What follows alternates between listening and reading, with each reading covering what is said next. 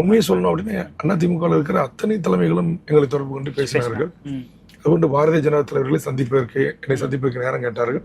நான் சொன்னேன், உங்களோட நான் மேடைகள்ல ஒன்னா இருந்தா கூட நான் RSS சங்கி கும்பல்களே, மதவாத கும்பல்களே, மக்கள் விரோத கும்பல்களே, மனித விரோத கும்பல்களே பேசிடுவேன். அதுக்கான ஆளு நான் இல்ல, விட்டுருங்க சாமி என்ன அப்படின்னு. ஆனா அவங்க விடல, முயற்சி பண்ணாங்க. வேட்புமனு தாக்கல் பண்ற கடைசி நாள் வரையிலும் கூட முயற்சி எடுத்தாங்க.